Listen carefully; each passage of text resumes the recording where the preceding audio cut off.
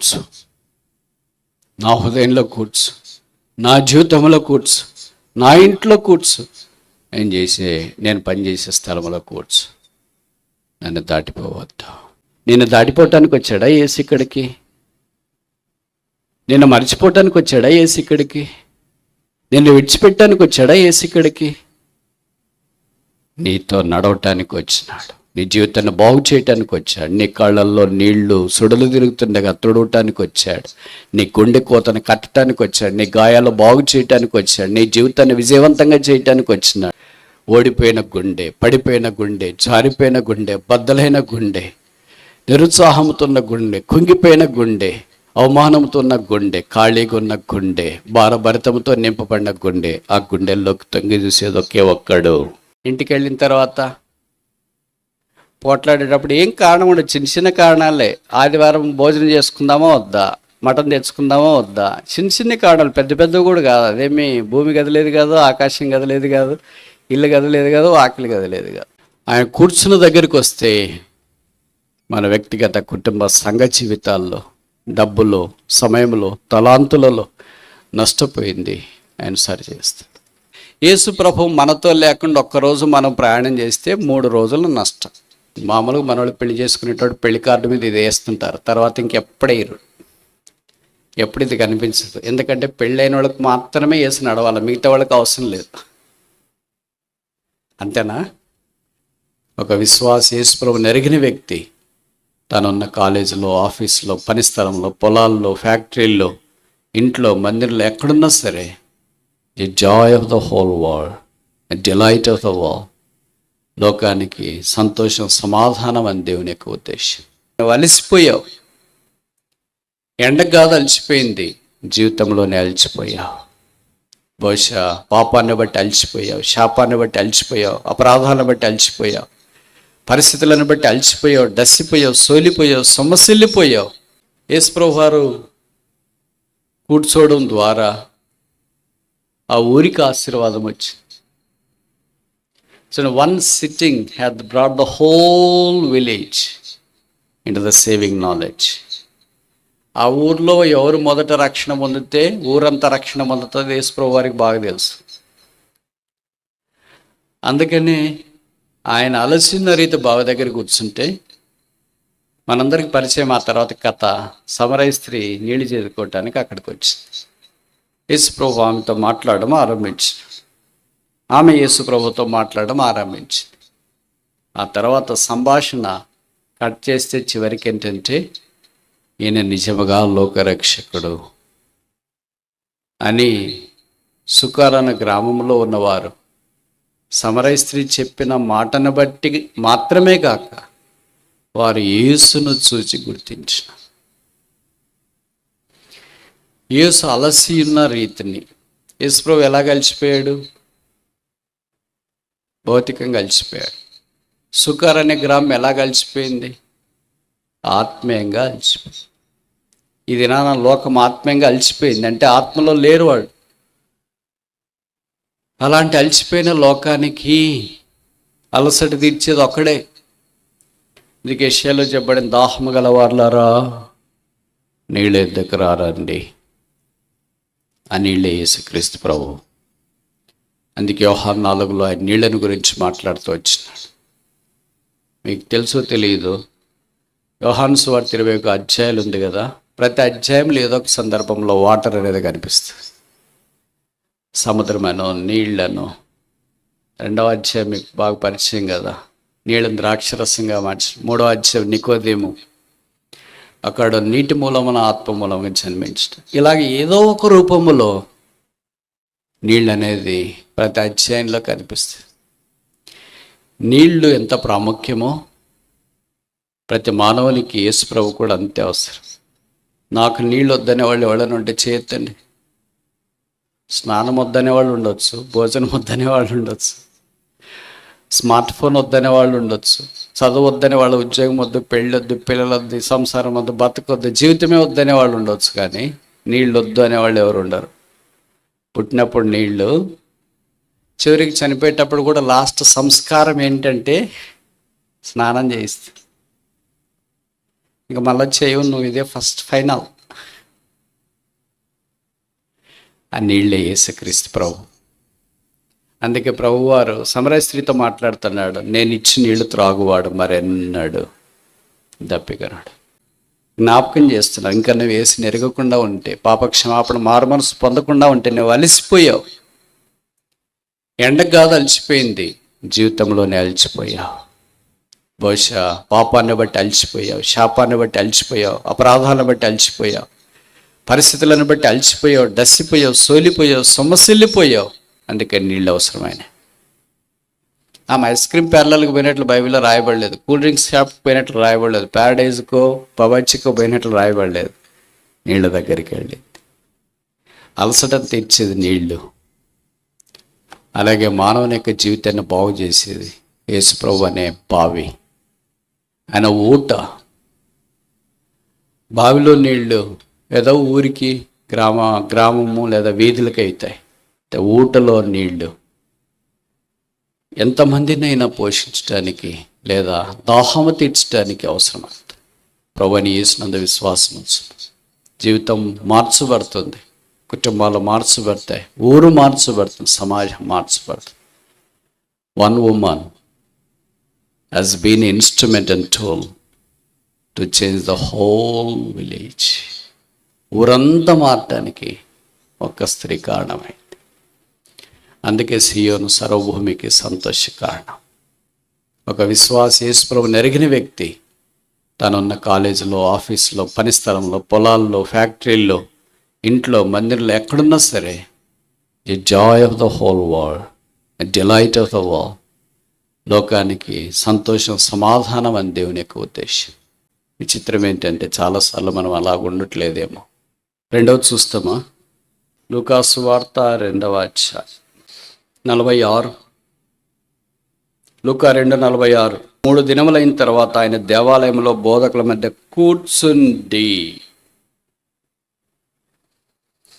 ఆయన కూర్చుంటాడు. మొదటి యోహాను సువార్త 4వ అధ్యాయంలో కూర్చుంటే ఇది సోల్ విన్నర్, ఆత్మల రక్షకుడు. ఇక్కడ దేవాలయంలో ఆయన కూర్చున్నాడు. ఏం మనకు జ్ఞాపకం చేస్తుంది? వాక్యము అర్థమయ్యేటట్టు బోధించడానికి దేవాలయంలోనికి వచ్చి, ఇట్స్ ఎ శాంక్చురీ బిల్డర్. దేవుని మందిరాన్ని కట్టేవాడు, మందిరానికి ఆనుకొని ఉన్నవాడు. యూదుల్లో 12 ఏళ్ల పైప్రాయం కలిగి 60 ఏళ్ల లోపల ఉన్న ప్రతి పురుషుడు సంవత్సరానికి 3 సార్లు యెరూషలేముకి వెళ్ళాలి. ఇప్పుడు మాదిరి షేర్ ఆటోలు లేవు, స్కూటర్లు లేవు, బస్సులు లేవు, వెహికల్స్ లేవు. పేదవాళ్ళు అయితే నడిచిపోతారు, మీలాంటి హైఫై వాళ్ళు అయితే గుర్రాల మీద పోతారు, మిడిల్ క్లాస్ వాళ్ళు అయితే గాడిదల మీద పోతారు. హై క్లాస్ అంటే అది too much high class, capital city, రథాల మీద పోతారు. ఫినాన్స్ మినిస్టర్ ఉన్నాడు కదా అపోస్తల కార్యాల్లో 8వ అధ్యాయంలో, నపుంసక రథాల మీద పోయినాడు ఆరాధించడానికి. కనుక ఇప్పుడు కారులో ఆరాధించడానికి వచ్చేది గొప్ప సంగతి కాదు. కొంతమంది కారులో ఆరాధన చేసేవాళ్ళు లేదా ఆరాధనకు వచ్చేవాళ్ళు, మందిరానికి పోయేవాళ్ళు చాలా ఫీల్ అవుతుంటారు. ఏం ఫీల్ కావద్దండి. అపోస్తల కార్యాలు 8వ అధ్యాయంలో రథం మీద వచ్చినాడు ఆరాధికుడు 2000 సంవత్సరాల క్రితము. సో గొప్ప గొప్ప వాళ్ళంతా ఆరాధనలో ఉన్నారు. మనం వాడితో పోల్చుకుంటే గడ్డి, బుడగ, బెలూన్స్. కనుక సామాన్యంగా రావాలా, సామాన్యంగా ఉండాలా, సామాన్యంగా పోవాలా. మనకంటే ముందు ఎంతోమంది భక్తులు ఈ మార్గంలో వెళ్ళారు. You are not the first, perhaps you are the last. మొదటి వ్యక్తి కాదు, బహుశా ఆఖరి వ్యక్తి ఏమో. ఇవన్నీ ఎందుకు చెప్తామంటే జీవితాలు మార్చుకుంటారేమో అని. మేము మారం ఇట్లా ఉంటామంటే మీ ఇష్టం.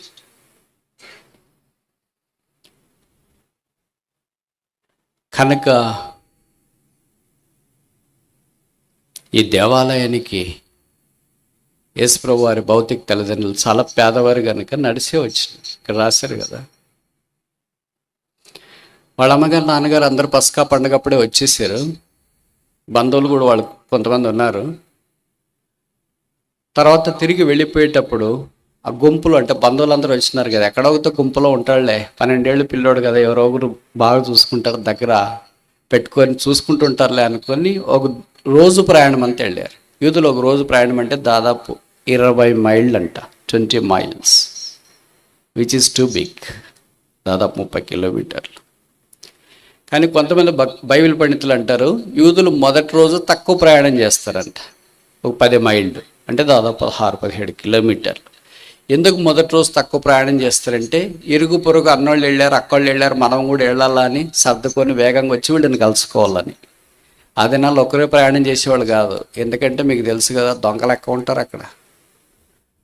యెరూషలేముకి వెళ్ళే మార్గంలో ఒకడు దొంగల చేతికి చిక్కబడి, కొట్టబడి, దోచుకుని పోబడి, కొర ప్రాణంతో విడిచిపెట్టబడిన సంగతి మనకు పరిచయం కదా. అందుకే గుంపులు వెళ్ళేవాళ్ళు. అందుకని వీళ్ళు కూడా మరియమ్మ యోసేపులు, అప్పటికి యోసేపు ఇంకా బ్రతికున్నాడని దీన్ని బట్టి మనకు అర్థమవుతుంది, ఇంకా చనిపోలేదు ఆయన. ఆ తర్వాత బహుశా కాలం తీరిండొచ్చు. మొదటి రోజు దాదాపు 10 మైళ్ళు అంటే 16 కిలోమీటర్లు వెళ్ళిపోయిన తర్వాత చూసుకున్నారు. ఎప్పుడు చూసుకున్నారు? టిఫిన్కో లంచ్కో ఎప్పుడో చూసుకున్నట్టున్నారు. భోజనం మనమే తింటున్నాం, పిల్లోడు కనపడలేదు అని. మరే మన పిల్లోడు నీ దగ్గర ఉన్నాడు, నా దగ్గర ఎక్కడ, నీ దగ్గర ఉంటాడని నేను అనుకున్నాను. మామూలుగా తల్లిదండ్రులు పోట్లాడుకుంటారు కదా చిన్న కారణానికి, కారణం లేకపోయినా కూడా. అలాగే వీళ్ళు అనుకున్నారేమో, అయ్యో రాలేదా, వాళ్ళు మీ అక్కల్ని అడుగు, మీ అమ్మల్ని అడుగు, వాళ్ళని అడుగు, వీళ్ళని అడుగు. అందరు బహుశా వెళ్ళి అడిగారేమో. జోసఫ్ గారు వాళ్ళ బంధువులను అడిగారు, మరేమో వాళ్ళ బంధువులను అడిగారు. లేదక్క, రాలేదక్క, మేము కూడా మీతో ఉన్నాడు అనుకున్నాం అక్క అని చెప్పారు. యోసేపు గారు కూడా వెళ్ళి అడిగాడు వాళ్ళ తమ్ముళ్ళు, వాళ్ళు వీళ్ళందరినీ, ఏమే మా యేసుప్రభు వచ్చినాడు, రాలేదే, మీతో ఉన్నాడని మేము అనుకున్నాం, రాలేదా. అప్పటికి ఒక రోజు ప్రయాణం, దాదాపు 16 కిలోమీటర్లు నడిచిపోయినారు. రాలేదన్న తర్వాత మనమేంటి, రాకపోవడమే మంచిదైంది, మన పట్ల మనం చూసుకొచ్చి ఆవుకొచ్చాడు కదా, అక్కడే ఉంటాడులేండి, ఎలాగో వచ్చే సంవత్సరం వస్తాం, లేకపోతే పర్ణశాల పండుగకు వస్తాం, పెంతెకొస్తు పండుగకు వస్తాం, అప్పటిదాకా అక్కడే ఉంటాడు అని అనుకుంటాం. కానీ ఇక్కడ నేను ఒక ఆత్మీయ సత్యం జ్ఞాపకం చేయాలని కోరుతున్నాను. Although they are biological parents, but they don't like to press on the journey without Christ. క్రీస్తు లేకుండా వారు యాత్ర ప్రయాణాన్ని కొనసాగించాలని కోరుకోలేదు. మనం చాలాసార్లు అలాగే అనుకుంటాం, యేసుప్రభు మనతో పాటు ప్రయాణం చేయకపోతేనే మంచిది, మనమే ప్రయాణం చేస్తాం అనుకుంటాం. లూకా 24:15 చెప్పబడుతూ వచ్చింది, యేసు తానే వచ్చి వారితో కూడా నడిచి. మామూలుగా మనవాళ్ళు పెళ్లి చేసుకునేటోడు పెళ్లి కార్డు మీద ఇది వేస్తుంటారు, తర్వాత ఇంకెప్పుడేయరు, ఎప్పుడు ఇది కనిపించదు. ఎందుకంటే పెళ్ళైన వాళ్ళకి మాత్రమే యేసు నడవాలి, మిగతా వాళ్ళకి అవసరం లేదు. అంతేనా? మిగతా వాళ్ళు ఏమనుకుంటారంటే మనమే నడుస్తాం, యేసుప్రభు ఎందుకు, వాళ్ళకంటే కొత్తగా పెళ్ళి అయింది కనుక యేసుప్రభుతో నడిస్తే వాళ్ళకి ఆశీర్వాదం రాదు. ప్రతి ఒక్కరికి ఇది అవసరం, పెళ్ళి కాబోయే వారికి, పెళ్ళైన వారికి, వృద్ధులకు కూడా యేసు వచ్చి నడుచుట అవసరం.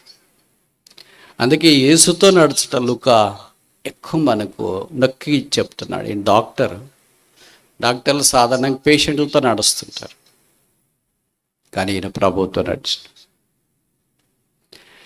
మన క్రైస్తవ జీవితం భూమి మీద భౌతికంగా ఎలాగున్నా ఆత్మీయంగా ప్రభువుతో నడిచే అనుభవంలోనికి రావాలి. ఆ దినాల్లోనే 2000 సంవత్సరాల క్రితం డాక్టర్ అంటే, మనం ఈ దినాల్లోనే నీట్ రాసి డాక్టర్ సీటు, ఎంబీబీఎస్ సీటు మన ఇంటి పక్కన ఉన్న కాలేజీల్లో సంపాదించడానికే తల ప్రాణం తొక్కొస్తుంది. దాని తర్వాత మెడిసిన్ పీజీ సీటు ఇవన్నీ అయిపోయేటప్పటికే ఒత్తిడి ఎక్కువ భరించలేక ఏదో ఒక బలహీనత వచ్చేస్తుంది.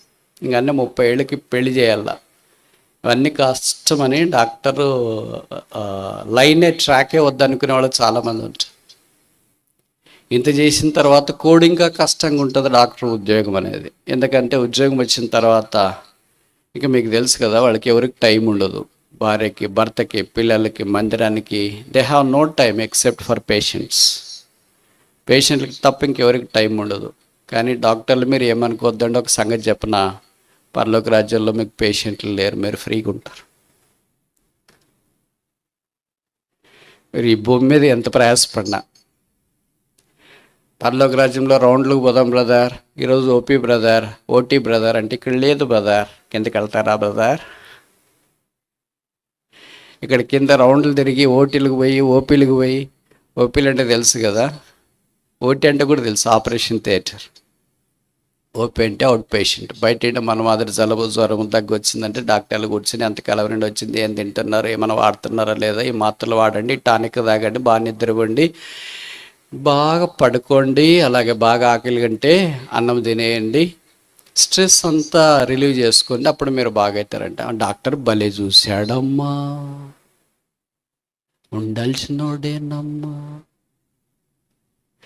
అసలు నీకు ఏమి లేదమ్మా, కావాలనే పోయావు. యేసు ప్రభు పరమ డాక్టర్. అనేక సందర్భాల్లో మన సొంతంగా మనమే కోరుకుంటాం. ఇప్పుడు ఇవన్నీ ఎందుకు చెప్పానంటే 2000 సంవత్సరాల క్రితము లూకా డాక్టర్, ఇప్పుడు కాదు. ఇప్పుడు మనం డాక్టర్ బిడిది పెట్టుకుని డాక్టర్ బోర్డు పెట్టుకుంటేనే మనం చాలా సంతోషపడతాం, ప్రభువుకు స్తోత్రాలు. అదే సమయంలో అతిశయపడుతూ ఉంటాం, అది వేరే విషయము. 2000 సంవత్సరాల క్రితం డాక్టర్ అంటే ఎంత క్లినిక్ పెట్టిండల్లా మీ ఊర్లో. కానీ విచిత్రం ఏంటంటే ఆయన చదివింది కూడా మన ఇంటి పక్కన కాలేజీలు, వెనక ముందు పక్కన కాలేజీలు కాదు.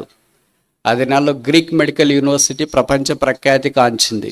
ఈ దినాల్లో మీకు తెలుసు కదా, ప్రపంచంలో number 1 medical college Johns Hopkins, Baltimore, Washington DC లేదా మేరీల్యాండ్ దగ్గర.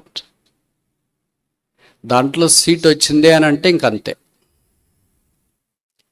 కానీ మన ఇంటి పక్కల దానికి మనకి సీట్ రావడం కష్టమైతే జాన్స్ హాప్కిన్స్లో సీట్ ఎట్లా వస్తుంది? ఇంజనీరింగ్ కాలేజీలు కూడా అంతే. ప్రపంచంలో నంబర్ 1 ఇంజనీరింగ్ కాలేజ్ మిట్స్, Manchester institute of technology, Boston. మన ఇంటి పక్కన అక్కడక్కడ కాలేజీలకి సీట్ రావడం కష్టమైతే, సీట్ రావట్లేదు, మరి ఏం చేస్తే పేమెంట్ సీట్. సముద్రం ఎంత పెద్దగా ఉంది చూడండి, అక్కడ దాకా ఈదాల్సిన వాళ్ళు ఇక్కడే ఇంటి పక్కనే ఈదేసి ఇదే సముద్రం అనుకొని, ఇదే పసిఫిక్, ఇదే అట్లాంటిక్ ఓషన్, ఇంతకంటే చదువు లేదు, ఇంతకంటే ఇంజనీరింగ్ లేదు, ఇంతకంటే డాక్టర్ ఉద్యోగం, ఇంతకంటే ఇంకేం లేదు అనుకుంటాం. అంతకంటే చాలా ఉంది. అదే లూకా భక్తుడు ఆ దినాన అలాగ చదివినా కూడా బైబిల్ పండితుల అభిప్రాయం ఏంటంటే ఆయన అపోస్తలుడైన పౌలు పర్సనల్ డాక్టర్గా పనిచేసాడట. అలాగూ దైవ వర్తమానాలు యేసుని గురించి సంగతులు విని ఆయన అపోస్తల కార్యాలు 1 రాశాడు, లూకా సువార్త 1 రాశాడు. ఇప్పుడు 1వ అధ్యాయంలో 2వ అధ్యాయంలో ఏ జ్ఞాపకం చేస్తున్నాడంటే, యేసు ప్రభు లేకుండా మనం నడిస్తే నష్టపోతామో. డాక్టర్లు కూడా ఇలాంటి ఆలోచనలు వస్తాయా? మామూలు మీకు తెలుసు కదా, మీరు ఇక్కడ ఎవరైనా మెడికల్ డాక్టర్లు ఉంటే బాధపడొద్దండి, వాస్తవాలు కొద్ది కఠినంగా ఉంటాయి. సాధారణంగా వాళ్ళు డాక్టర్లు రాసేది మనకు పొరపాటును కూడా అర్థం కాదు, మెడికల్ షాప్ వాళ్ళకి తప్ప. అందుకనే వాళ్ళు రాసింది మనం చదువుతుంటాం, ఆ కేస్ షీట్ ఏదో అంటారు కదా, చదివితే ఒక్కడి కూడా అర్థం కాదు. పక్కన ఏంటి బ్రదర్ ఇదంటే ఏం లేదు, వాళ్ళకి అర్థమవుతుంది, మీరు పోయి ఇవ్వండి వాళ్ళకి తెలుస్తుంది అని. అంటే మాకు అర్థం కాదు, మేము కూడా చదువుకున్నాం కదా, మాకు కూడా ఇంగ్లీష్ వస్తుంది కదా. అయితే లూకా భక్తుడు రాసిన సువార్త అరటిపండు విప్పి పెట్టినట్టుగా ఉంటుంది. ప్రతి మనుషునికి సామాన్యంగా అర్థమవుతుంది. యేసు లేకుండా వెళ్ళారు, నష్టపోయారు. మొదటి రోజు వెళ్ళారు, తిరిగి వాపసు ఒక రోజు వచ్చారు, 2 రోజులు లాస్, తర్వాత 3వ రోజు వెళ్ళారు. So 1 day travel without Christ is a 3 days loss. ఇంకోసారి చెప్పనా, యేసు ప్రభు మనతో లేకుండా ఒక్కరోజు మనం ప్రయాణం చేస్తే 3 రోజులు నష్టం. ఇది అన్నిటికీ మనం అప్లై చేసుకోవచ్చు. యేసు ప్రభు లేకుండా మనం 1 రోజు ప్రయాణం చేస్తే 3 రోజులు నష్టం అన్నా. యేసు ప్రభు లేకుండా 1 వారం ప్రయాణం చేస్తే 3 వారాలు నష్టం. యేసు ప్రభు లేకుండా 1 మాసం ప్రయాణం చేస్తే 3 మాసాలు నష్టం. యేసు ప్రభు లేకుండా 1 సంవత్సరం ప్రయాణం చేస్తే 3 సంవత్సరాలు నష్టం. యేసుక్రీస్తు ప్రభు వారికి వెలపట్ట 100 రూపాయలు ఖర్చు పెడితే డాష్ నష్టం. యేసు ప్రభుకు వెలపట్ట 1,00,000 రూపాయలు ఖర్చు పెడితే డాష్ నష్టం. ఇవన్నీ ఎందుకు చెప్తున్నానంటే మీకు దేంట్లో చెప్పినా సురక తగలదు, ఒక డబ్బులు చెప్తేనే సురక తగులుతుంది. అందుకనే ఇదే సంగతి చెప్తున్నా. యేసు ప్రభువుకు వెలపట్ట 1,00,000 రూపాయలు ఖర్చు పెడితే 3 lakhs లాస్. అదేంటి బ్రదర్ చెప్పి ఇలాంటివి చెప్తున్నారంటే నేను చెప్పేది కాదు, బైబిల్లో రాశారు.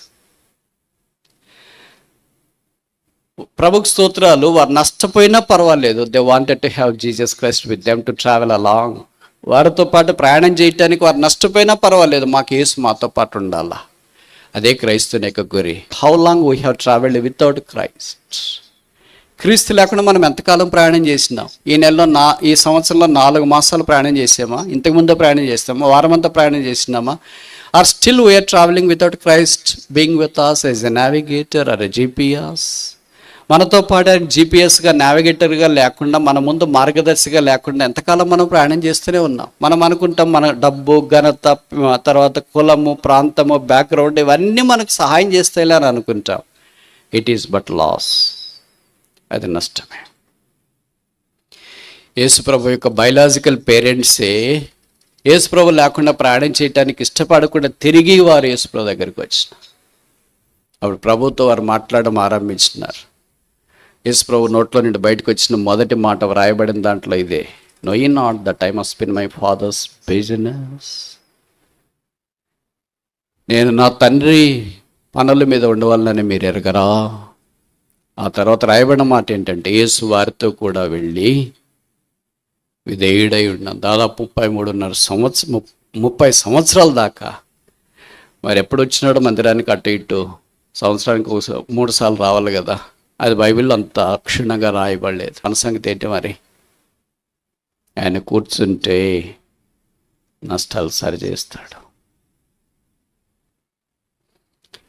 ఆయన కూర్చున్న దగ్గరికి వస్తే మన వ్యక్తిగత, కుటుంబ, సంఘ జీవితాల్లో, డబ్బులో, సమయంలో, తలాంతులలో నష్టపోయింది ఆయన సరిచేస్తాడు. ప్రభు మనం వ్యాపారం చేయటానికి మనకు తలాంతులు ఇచ్చిన, కొంతమందికి 5 ఇచ్చినాడు, కొంతమందికి 2 ఇచ్చినాడు, కొంతమందికి 1 ఇచ్చినాడు. 5 తీసుకున్నాడు, వెళ్ళి 5 సంపాదించినాడు. 2 తీసుకున్నాడు, 2 సంపాదించినాడు. 1 తీసుకున్నాడు, మంటైపు వెళ్ళి ఎక్కడిదెక్కడే భూమిని దవ్వేసి రుమాల్లో చుట్టేసి దాన్ని భద్రంగా పెట్టేసి, ఇంకా ఆయన ఎప్పుడు పిలుస్తాడో వెళ్ళి ఇచ్చేస్తాం యజమానికి అనుకుని ఉన్నాడు. యజమాని రానే వచ్చినాడు. 5 తలాంతులు ఇచ్చిన వాడిని పిలిచినాడు. 5కి 5 చేశానండి అన్నాడు. 2 తలాంతులు ఇచ్చిన వాడిని పిలిచారు. 2కి 2 చేశానండి అన్నాడు. 1 తలాంతు ఇచ్చిన వాడిని కూడా పిలిచినాడు. సంగతి ఏంటంటే ఈ ముగ్గురు కూడా అందుబాటులో ఉన్నారు. పిలిచిన వెంటనే యజమానికి వచ్చినారు. They are available but not accountable divinely. మనం కూడా అలాగే we are available but not accountable divinely. మొదటి వ్యక్తి ఏమో 5కి 5, రెండో వ్యక్తి ఏమో 2కి 2, మూడో వ్యక్తి ఏమో 1 అకౌంట్ చేయలేకపోయాడు, అప్పగించలేకపోయాడు. 1 తీసుకుని వచ్చి 1 అప్పగించినాడు. ఒకటే చేయటానికి కాదు కదా ఇచ్చింది. మనకు సమయము, డబ్బు, కుటుంబము, ఉద్యోగము, వ్యాపారము, ఆస్తి, శక్తి ఇవన్నీ ఇచ్చిండేది ఎందుకని? ఫుల్ దీని దండికి నిద్రపోండనే, క్యాపిటల్ సిటీలో ఉండండనే, వ్యాపారం చేయి, టిల్ ఐ కమ్ ఆక్యుపై, నేను వచ్చే వరకు దీన్ని వృద్ధి పొందించండి అని ఇచ్చినాడు. ఇప్పుడు 5 చేసిన వాడిని, 2 చేసిన వానికి ఇద్దరికి కమెండేషన్ సేమ్. వారిద్దరిని అభినందించండి, ఒకటే అభినందనే. 5కి ఎక్కువ, 2కి తక్కువేం లేదు. God doesn't see the quantity but it see the quality. 5 చేసిన వాడిని చాలా గొప్పగా అభినందించి 2కి 2 చేసిన వాడిని తక్కువ అభినందించినట్లు లేదు. ఇద్దరికి ఒకటే కమెండేషన్. ఏంటది? బలా నమ్మకమైన మంచి దాసుడు. ఇద్దరికి ఒకటే. అదే 1ని దాచిపెట్టిన వానికి మాత్రం సోమరువైన చెడ్డదాసు. ఇప్పుడు ఈ 2 కమెండేషన్లో మనది ఏ కమెండేషన్? మొదటిదే, రెండవదే? నేను ఇలాగ అడిగితే మీరు ఏం జవాబు చెప్పరు నాకు తెలుసు. మీరు చాలా తెలివైన వాళ్ళు. మేము దేవుడికి చెప్పుకుంటాంలే, నీకెందుకు చెప్పుకోవాలి? అక్కడ నిరుత్తరులు, ఇక్కడే మాట్లాడకపోతే దేవుని ఎదుట మనిషి నిరుత్తరుడై ఉన్నాడు. బహుశా మనము 2వ రకం కూడా కాదనుకుంటా. మన రకం వేరే, ఇక్కడ రాయలేదు. ఆ రకంలో మనం ఉంచాం. ఇప్పుడు నేను ఒక ఉదాహరణ చెప్తా. 5 తలాంతులు ఇచ్చిన వానికి ఉదాహరణ దావీదు. దావీదుకి 5 ఉన్నాయి. అందం ఉంది, తలాంతులు ఉంది, నిపుణత ఉంది, ధైర్యం ఉంది. ఇవన్నీ రాసినారు బైబిల్లో. సమయ అద్దుబాటుని బట్టి నేను చెప్పలేకపోయా. 5కి 5 చేసినాడు, ఇంక ఎక్కువే చేసింటాడు. అందుకే నా హృదయానుసారుడైన మనుషుడు దావీదు. 2 ఇచ్చిన తలాంతులు 2 చేసిన వానికి ఉదాహరణ ఊరికే చెప్తారు రఫ్గా. పేతురికి దేవుని వాక్యము, పరిశుద్ధాత్మ దేవుని ఇద్దరిని ఇచ్చినాడు. ఆ 2ని సమ్మిళితం చేసి పెంతెకోస్తు ప్రసంగాన వాక్యం బోధిస్తే 3,000 మంది రక్షణలోనికి వచ్చి బలా నమ్మకమైన మంచి దాసుడు. ఇప్పుడు మీరు ఖచ్చితంగా జవాబు చెప్తారు. ప్రశ్న కూడా మీరు ఊహించుంటారు. ప్రశ్న, 1 తలాంతు తీసుకున్నవాడు ఎవరు? ఉదాహరణ ఎవరు చెప్పరా? గట్టిగా చెప్పండి, వినపడేటట్టు చెప్పండి. ఒక తలాంతకు ఉదాహరణ ఎవరు?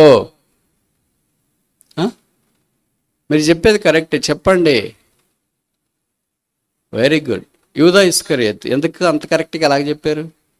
మనం ఉండేది అక్కడే కదా. యూదా ఇస్కరియోతులు అంటాడు, ఒకటి ఇచ్చినా ఒకటి, ఎన్ని ఇచ్చినా ఒకటే, అది అట్లే పెట్టుకోనండి. తిరిగి నీ సంగతి మాకు బాగా తెలుసండి, మీరు విత్తని చోట కోయటానికి ప్రయత్నం చేసేవాళ్ళు, మీరు కఠినాత్మలు, అందుకనే మీరు ఇచ్చింది తీసుకెళ్ళి పాత పెట్టేసి వచ్చాను, ఇప్పుడు తీసుకుని వచ్చి మీ దగ్గరికి ఇచ్చేస్తున్నాను, మీ ఇష్టమండి, ఏమైనా చేసుకోండి. సోమరైన చెడ్డదాసుడు యజమాను సంతోషంలో పాలు పొందలేకపోయాడు. యేసుప్రభు మనకి ఇచ్చింది మనం ఏం చేస్తున్నాము?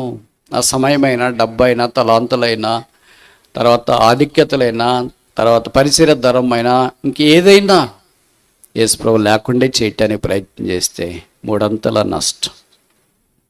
యేసుప్రభుతో కలిసి పనిచేస్తే నాలుగంతల ఆశీర్వాదం. యేసు కూర్చుంటే దేవుని మందిరం ద్వారా మనకు ఆశీర్వాదం వస్తుంది. మూడవది చూస్తామా? మత్తయి సువార్త 5వ అధ్యాయం, మాథ్యూ చాప్టర్ 5:1. మత్తయి 5:1. ఆయన జనసమూహములను చూచి కొండెక్కి కూర్చుండగా ఆయన శిష్యులు ఆయన వద్దకు వచ్చారు. మూడవది వాక్యం చెప్పడానికి ఆయన కొండెక్కి కూర్చున్నట్లు చూస్తాం. Sitting for scriptures. మొదటిది సిట్టింగ్ ఫర్ సోల్ విన్నింగ్, ఆత్మల రక్షణ కొరకే కూర్చుని. రెండవది సిట్టింగ్ ఇన్ ద శాంక్చురీ, దేవుని మందిరంలో కూర్చున్న. మూడవది సిట్టింగ్ ఫర్ స్క్రిప్చర్స్, వాక్యం కొరకు కూర్చుని. మత్తయి సువార్తలో మనకు సాధారణంగా ఇలాగే కనిపిస్తూ ఉంటుంది. కొండ మీద కూర్చున్నాడు, సముద్ర తీరాన్ని కూర్చున్నాడు, దోణిలో కూర్చున్నాడు. చూడండి 13వ అధ్యాయం 1-2. Matthew chapter 13:2. మత్తయి 13:2. బహుజన సమూహములు తన యుద్ధ కూడి వచ్చినందున ఆయన ధోని ఎక్కి కూర్చుండెను. ఈశ్వరులుగా ఆ దినాల్లో కొన్ని పరిస్థితులను బట్టి కూర్చొని బోధించడం కూడా ఆనవాయితీగా వచ్చినట్లు వాక్యంలో మనం చూస్తున్నాం. 15:29. Matthew chapter 15:29. మత్తయి 15:29. యేసు అక్కడి నుండి వెళ్ళి గలిలయ సముద్ర తీరమునకు వచ్చి కొండెక్కి అక్కడ కూర్చుండగా. మత్తయి 24. Matthew chapter 24:3. 3వ వచనం. ఆయన ఒలీవల కొండ మీద కూర్చుండి ఉన్నప్పుడు. మత్తయి సువార్తలో ఆయన కూర్చోవడం, ఆయన శిష్యులు ఆయన దగ్గరికి రావడం, ఆయన వారికి బోధించడం మనం చూస్తాం. ప్రభు కూర్చుంటే మనం ఆయన పాదాల దగ్గర కూర్చొని నేర్చుకునే దానికంటే గొప్ప భాగ్యం ఇంకేముంది? ఆయన కూర్చుంటే మాట్లాడతాడు, వాక్యమే మాట్లాడతాడు. మన మాదిరి ఏదో అనవసరం అది మాట్లాడు. అందుకే బైబిల్లో రాయబడింది, ఆయన నోరు తెరిచి ఇలాగూ వారికి బోధింపసాగాను. ఆయన నోరు తెరిస్తే ధన్యతల వర్షం ధారావాహికంగా కురిసిపోయింది. ఆత్మ విషయమై దీనిలైన వారు ధన్యులు, పరలోక రాజ్యం వారిది, హృదయ శుద్ధి గలవారు ధన్యులు. ఇలాగ ధన్యతల వర్షం ధారావాహికంగా కురిసిపోయింది. మనం నోరు తెరిస్తే కొంతమంది అంటే ఇంక నోరు మూస్తావా లేదా? భార్యాభర్తలు పోట్లాడుకునేటప్పుడు ఇదే మెయిన్ పాయింట్. ఏం పాయింట్? పోట్లాడేవాళ్ళు చెప్పండి. ఇక్కడ ఎట్లుంటారంటే అస్సలు పోట్లాడము, ఇప్పుడే పైనుండి దిగేసి వచ్చినాం, మళ్ళీ ఇక్కడ పైనుండి పోతాం అనేటట్లు. ఇంటికి వెళ్ళిన తర్వాత పోట్లాడేటప్పుడు ఏం కారణం ఉండదు, చిన్న చిన్న కారణాలే. ఆదివారం భోజనం చేసుకుందామా వద్దా, మటన్ తెచ్చుకుందామా వద్దా, చిన్న చిన్న కారణాలు, పెద్ద పెద్దవి కూడా కాదు. అదేమి భూమి గదలేదు కాదు, ఆకాశం గదలేదు కాదు, ఇల్లు గదలేదు కాదు, ఆకలి గదలేదు కాదు, పర్సు కూడా గదలదు. చిన్న చిన్న కారణాల కొరకు పెద్ద పెద్ద కొట్లాట్లు. ఎందుకంటే సైతాన్ వాళ్ళిద్దరిని పోట్లాట చేస్తే వాడికి చాలా తృప్తి. పెద్ద శాడిస్ట్, మీకు తెలుసా? సైతాన్ అందుకే భార్యాభర్తల దగ్గరికి వచ్చి ఇద్దరికి పోట్లాడ పెట్టింటాడు. అప్పుడు ఒకళ్ళు అన్నారు అనుకో, ఏంటి ఇంక అట్లా మాట్లాడుతున్నావు, షటప్, నోరు మొయ్ అని అంటే ఎదురోళ్ళు ఏమంటాడు తెలుసా? భార్య, యూ టూ, నువ్వు కూడా మొయ్. నోరు మూస్తావులేదు, నువ్వు మూస్తావు. ఇదే మనం నోరు తెరిస్తే పోట్లాట, యేసుప్రభు నోరు తెరిస్తే ధన్యతలు. యేసుప్రభు వల్లే మనం నోరు తెరిస్తే ఎంత బాగుంటుంది. ఆయన ఎప్పుడు అవసరం అప్పుడు నోరు తెరిచిన, ఎప్పుడు అనవసరం అప్పుడు నోరు తెరవలేదు. యెషయా 53లో చెప్పబడింది, ఆయన నోరు తెరవలేదు. సిలువ శ్రమలప్పుడు ఆయన నోరు తెరవలేదు. మనం ఎప్పుడు నోరు తెరుస్తాం? ఎప్పుడు తెరవకూడదు అప్పుడు తెరుస్తాం, ఎప్పుడు తెరవాలో అప్పుడు తెరవు. యేసుప్రభుని గురించి ఇతరులకు సాక్ష్యం వేయాలన్నప్పుడు నోరు తెరవము. అయ్యో మనకు చెప్పాక రాదు కదా, వస్తుందో రాదో, వాళ్ళు ఏమనుకుంటారో ఏమో, అట్లా ఇట్లా అనేటప్పటికీ రావాల్సిన డెస్టినేషన్ వస్తుంది, ఎవరిదాన్ని వాళ్ళు వెళ్ళిపోతాం. బైబిల్లో రాయబడింది కదా, కీర్తన 81:10 అనుకుంటా, నోరు బాగా తెరవు, open thy mouth wide, I will fill it, దాన్ని నేను నింపేదను. అపోస్తుల కార్యాల్లో 18వ అధ్యాయంలో పౌలుకు కూడా దేవుని యొక్క వాక్యం ప్రత్యక్షమైంది అదే, నోరు తెరిచి మాట్లాడము, ఈ పట్టణంలో నాకు బహుజనం ఉన్నారు. ప్రభు మాట్లాడమన్నప్పుడు మనం మౌనంగా ఉంటాం, ప్రభు మౌనంగా ఉన్నప్పుడు మనం మాట్లాడతాం. ఇలాగ ఎన్నోసార్లు జరిగింది కదా. ఏముంది బ్రదర్, అలవాటు అయిపోయింది, ఎప్పటి నుండే ఇలాగే ఉన్నామంటే ఇట్లే ఉంటాం మనం. జీవితం మారదు. రక్షణ పొందిన పరలోకానికి పోతారు రక్షణ పొందినారు కనుక, కానీ పరలోకంలో అందరూ బహుమానాలు తీసుకుంటుంటే మనం అంతా ఇప్పుడు ఎట్లా కూర్చొని చూస్తున్నామో అప్పుడు కూడా కూర్చొని చూస్తుంటాం. వేరే కష్టపడిన వాళ్ళు, ప్రయాసపడిన వాళ్ళు, సువార్త ప్రకటించిన వాళ్ళు, హతసాక్షులైన వాళ్ళు, సమస్తాన్ని కోల్పోయిన వాళ్ళు, వాళ్ళందరినీ దేవదూతలు పిలిచి యేసుప్రభు సమక్షంలో బహుమానాలు ఇస్తూ ఉంటే వాళ్ళు బహుమానాలు తీసుకొని మోసుకోలేక ఒకదాని తర్వాత ఒకటి మోసుకొని ఇట్లా వస్తుంటే మనం ఏం చేస్తుంటామంటే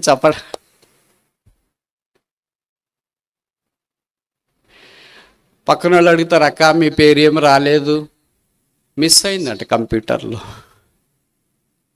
అట్లేం మిస్ కాదు, ఉంటే కదా రావటానికి, ఏమైనా చేసింటే కదా ప్రభు కొరకు మన పేరు రావటానికి.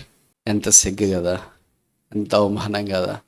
మీరు 9 నెలలు మోసి కన్నా కుమారుడో కూతురు ఆ కాలేజీలో టెంపరీ ప్రైజ్ రాకపోతే మీరు తల్లిదండ్రులకి ఎంతో బాధపడతారు. ఎంత పడిపోయినా. నోరు మంచిదైతే ఊరు మంచిదని తెలుగులో ఒక సామెత ఉంది. నోరు మంచిదైతే కాలేజీలో మంచి, నోరు మంచిదైతే ఆఫీస్లో మంచి, నోరు మంచిదైతే అంత మంచిదని. కానీ ఈ సామెత 100% వాస్తవం కాకపోవచ్చు. కొన్నిసార్లు మంచికి చెడే వస్తుంది, మంచికి కీడే వస్తుంది, అన్యాయంగానే జరుగుతుంటారు. అందరితో పాటు లౌక్యం మాట్లాడే వాళ్ళకి అన్నీ బాగా జరిగిపోతూ ఉంటాయి. ఉన్నది ఉన్నట్లుగా సత్యం మాట్లాడితే సత్యం చేదు. Truth is always bitter.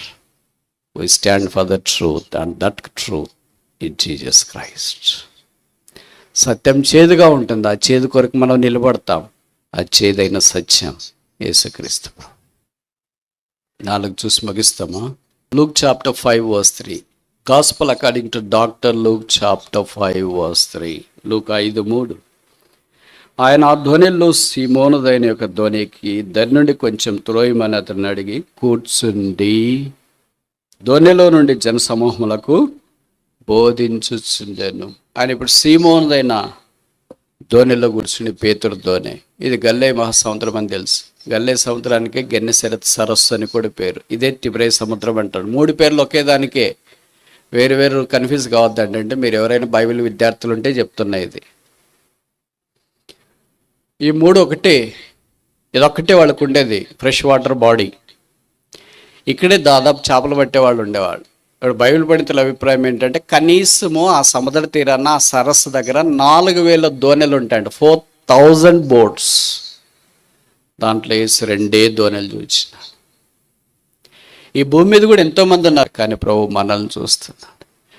ఆ పేతురు సీమోను బోట్ కంటే, దోణె కంటే మిగతా చాలా మంచి దోణెలు ఉండొచ్చు, మోటార్ బోట్స్ ఉండొచ్చు, డెకరేటెడ్ బోట్స్ ఉండొచ్చు, చాలా బాగుండేవి, అందంగా ఆకర్షణీయంగా క్రూజ్ బోట్స్ లాంటివి కూడా ఉండొచ్చు ఏమో.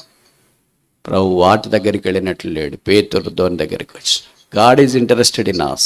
ప్రభు మన విషయమై ఆసక్తి కలిగి ఉన్నాడు. అందుకే మన దగ్గరికి వచ్చినాడు, మనల్ని చూస్తున్నాడు. ప్రభు మా దోణి మీరు వచ్చేంత లేదు, అంత బాగలేదు, అంత సొఫిస్టికేటెడ్ కాదు, అంత ఆధునాతనమైంది కాదు, అంత మంచిది కాదు, ఇది డీజిల్తో నడుస్తుంది. పక్కన వాళ్ళదేమో మోటార్ బోటు, అది పవర్ అయినా పర్లేదు, సోలార్ ప్యానల్ కూడా పెట్టినారు, అన్నీ బాగున్నాయి, CO2 ఫ్రీ, 0 కార్బన్ ఎమిషన్. పక్కన వాళ్ళకి చాలా పని చేస్తుంది, దాంట్లోకి వెళ్ళొచ్చు కదా. లేదు, ప్రభు ఈ ధోని దగ్గరికి వచ్చిన. ఈ 2 ధోనిలు బహుశా పేతురు ఆయన యొక్క పరిచారకులు అయి ఉండవచ్చు. ఆ ధోనిలో పేతురు ధోని చూసి పర్మిషన్ అడిగి, ఆయన ఎంత జెంటిల్ మ్యాన్ చూడు, పేతురు అంటున్న పర్మిషన్ అడిగినాడు. పేతురికి యేసు ప్రభు అని తెలియదు. సరే ఎవరోలే వచ్చిన డీలర్ ఏమో, చేపలు కొనుక్కోటానికి వచ్చినాడేమో, ఎక్స్పోర్ట్ పంపించడానికి అని అనుకున్నాడేమో. ఆయన కూర్చోబెట్టుకున్నాడు. తర్వాత యేసు అక్కడికి వచ్చిన వారిని ఉద్దేశించి వాక్యం బోధించినాడు. ఇప్పుడు this public meeting is not for the public but for a personal meeting.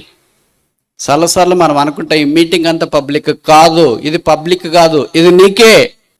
యేసుప్రభు ఇక్కడ జన సమూహం అంతా దొర దగ్గరికి వస్తే వాళ్ళకి కాదు బోధించింది ఆయన, అంటే వాళ్ళు ఉండాలా. ఎందుకంటే పేతురికి డైరెక్ట్గా చెప్తే ఫీల్ అవుతాడు కదా. అందుకనే వాళ్ళ కాంటెస్ట్లో పెట్టి ఆల్ మెసేజ్ ఫర్ పీటర్. వాళ్ళంతా కాంటెస్ట్లో వచ్చినారు, విన్నారు, వెళ్ళిపోయారు ఎవరి దాన్న. ఎందుకంటే God is interested in Peter. దేవుడికి పేతురు మీద ఆసక్తి ఉంది. పేతురును లోకము తలకిందులు చేసేవాడినిగా తీర్చిదిద్దాలి దేవుని యొక్క ఉద్దేశం. అందుకే ఈ culminated all the big meeting, a public meeting with vast expenditure, but he wanted one person to follow him and make the world upside down, and that could be you. ఇన్ని పబ్లిక్ మీటింగ్లు పెట్టినాం brother, చాలామంది వచ్చినారు brother, వాళ్ళందరూ వచ్చిపోయేవాళ్ళే brother, ఇది నీకే. నువ్వు మారాలా. ఎందుకంటే నీ ద్వారా దేవుడు బలమైన శూర్యకార్యాలు జరగాలని కోరుతున్నాడు. ఇప్పుడు బోధించేది అయిపోయిన తర్వాత కొంచెము త్రోయమని పేతురికి ఆయన చెప్పినాడు. పేతురు అన్నాడు, we have toiled all the night, caught nothing. రాత్రంతా మేము ప్రయాసపడ్డాం. రాత్రిపూటే చేపలు దొరికేది, ఇది పగలు చేపలు దొరకడము humanly speaking impossible. But God is a God who takes pleasure doing impossible things possible. ఈ దేవుడు యేసుప్రభు ఎలాంటి వాడంటే అసాధ్యమైన సాధ్యం చేసే దాంట్లో సంతోషించే దేవుడు. మనమేమనుకుంటామంటే when there are things are possible, let God do the possible things. When impossible things, God cannot also do these impossible because they are impossible. అసాధ్యమైనవి ఎలాగో దేవుడు చేయడేమో కదా, అందుకనే అది అసాధ్యాలుగా ఉండనేను మనం అనుకుంటాం. అలా కాదు. God does impossible things possible because is able. ఇంకోసారి చెప్పనా? God does impossible things possible because he is able. అసాధ్యములు సుసాధ్యములు చేసే దేవుడు, ఎందుకంటే ఆయన శక్తిమంతుడు. రాత్రంతా చేపలు పట్టినాం. ప్రొఫెషన్ ఏం చెప్తుందంటే రాత్రిపూటే చేపలు దొరుకుతాయని చెప్తుంది. ఇప్పటికీ ఫిషరీస్ చదివినా, అక్వాకల్చర్ చదివినా సేమ్ థియరీ, సేమ్ కాన్సెప్ట్. అందుకే చేపలు పట్టేవాళ్ళు రాత్రే పోయి చేపలు పట్టేస్తారు, పగలు దొరకవు అవని. కానీ ఇక్కడ God does the impossible things in a most phenomenal way. దేవుడు మన జీవితంలో కూడా అలాగే చేయాలని కోరుతున్నాడు. I want to do impossible things possible for you. నీ కొరకు అసాధ్యమైంది సాధ్యం చేయాలని కోరుతున్నాను. నీ దోన్లో నాకు స్థలం ఇస్తావా? నేను కూర్చోవాలనుకుంటున్నాను, నీ దగ్గరికి రావాలనుకుంటున్నాను. నీ హృదయంలో కూర్చోవాలి, నీ ఇంట్లో కూర్చోవాలి, నీ ఆఫీస్లో కూర్చోవాలి, నీ ఉద్యోగంలో కూర్చోవాలి, నువ్వు పనిచేసే దగ్గర నేను కూర్చోవాలని కోరుతున్నాను. మాట వైపు కాదు ఆయన. మమ్మల్ని ఎవరో ఇంటికి పిలిస్తే రండి బజార్ కూర్చొని, కూర్చుని తర్వాత మేము ఏం చేస్తాం, దిక్కులు చూస్తాం. వాళ్ళు ఏదో ఫ్రూట్సో కాఫీనో జ్యూసో తెచ్చిస్తే తాగేస్తాం. ప్రార్థన చేయండి అంటే ప్రార్థన చేసేస్తాం, గాడ్ బ్లెస్ యూ అని చెప్పేస్తాం, వచ్చేస్తాం. Jesus is not a human being. యేసు మనుషుడు కాదు, దిక్కులు చూసేవాడు కాదు. మీకు తెలుసో తెలీదు, ఎవళ్ళైనా విజిటర్స్ మీ ఇంటికి వస్తే ఏం చేస్తారు తెలుసా? దిక్కులు చూస్తారు. ఈ కర్టన్ ఎక్కడిది, ఈ మెష్ ఎక్కడిది, స్విచ్లు ఎక్కడిది, ట్యూబ్ ఎక్కడిది, ఫ్యాన్ ఎక్కడిది. మీరు లోపలికి వెళ్ళి టీనో కాఫీనో సిద్ధం చేస్తుంటే మా పనులేవి.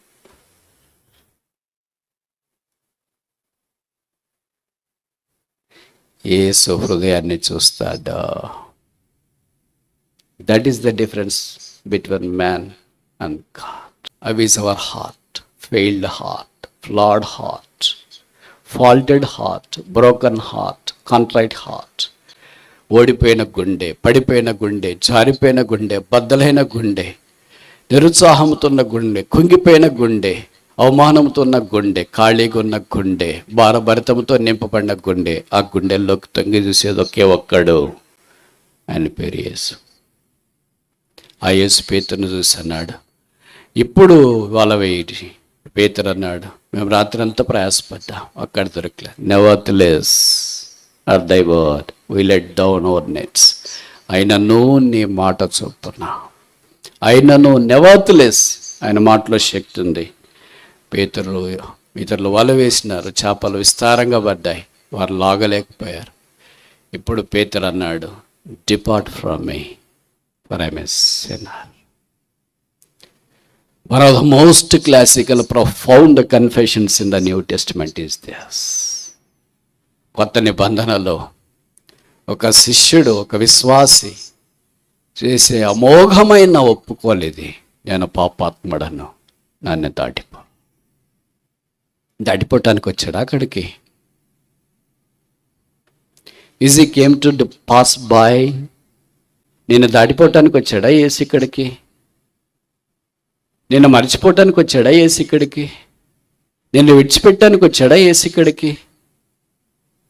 నీతో నడవటానికి వచ్చినాడు, నీ జీవితాన్ని బాగు చేయటానికి వచ్చాడు, నీ కళ్ళల్లో నీళ్లు సుడులు తిరుగుతుండగా తుడవటానికి వచ్చాడు, నీ గుండె కోతను కట్టడానికి వచ్చాడు, నీ గాయాలు బాగు చేయటానికి వచ్చాడు, నీ జీవితాన్ని విజయవంతంగా చేయటానికి వచ్చినాడు, నిన్ను శాశ్వత శోభాతిశయముగాను బహుతరములకు సంతోషకారణంగాను చేయటానికి వచ్చాడు.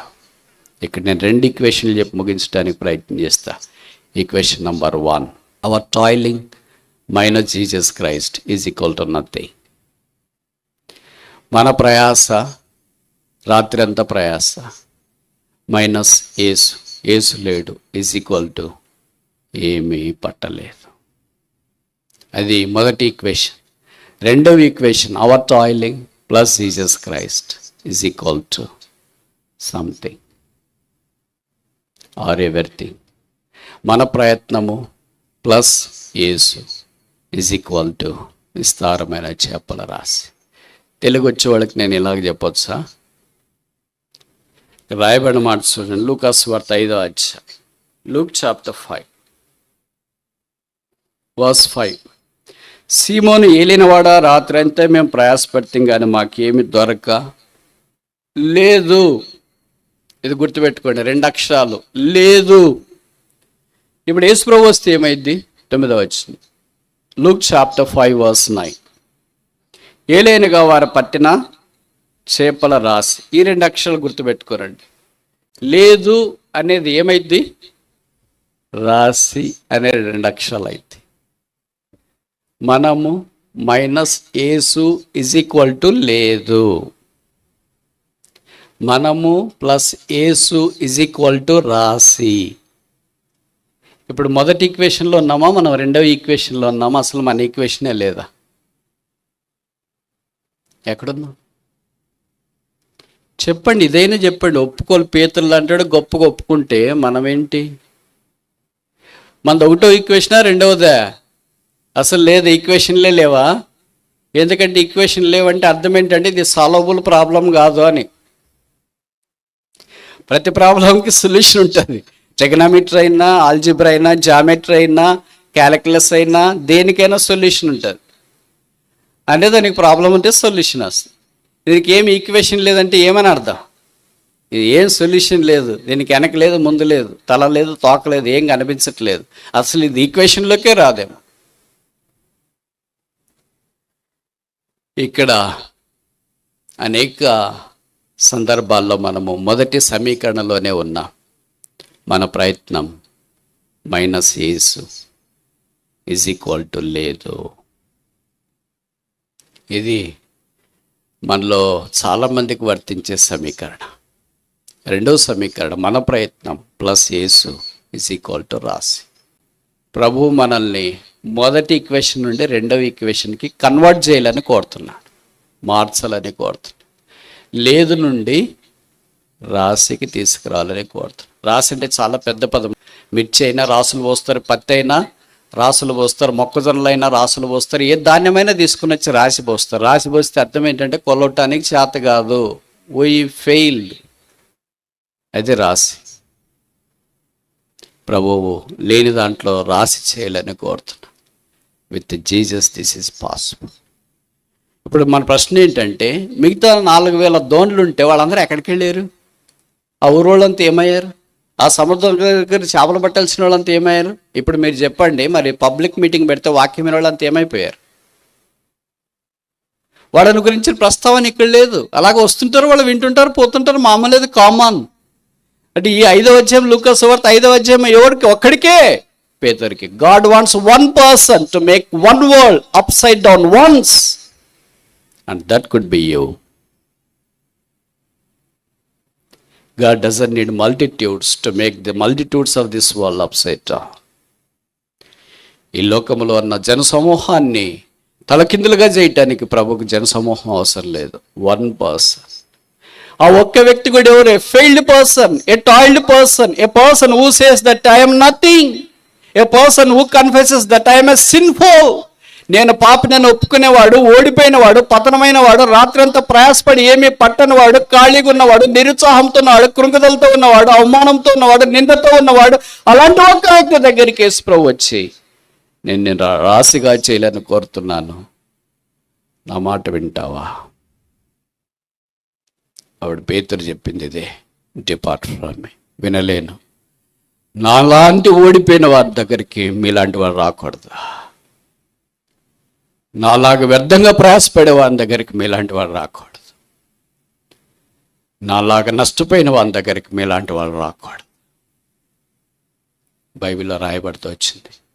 ఆ తర్వాత పేతురు సమస్తాన్ని విడిచి ఆయన వెంబడించి, అపొస్తలుల కార్యాల్లో పేతురు చేపల రాశి కాదు, మనుషుల రాశిని చూచాడు.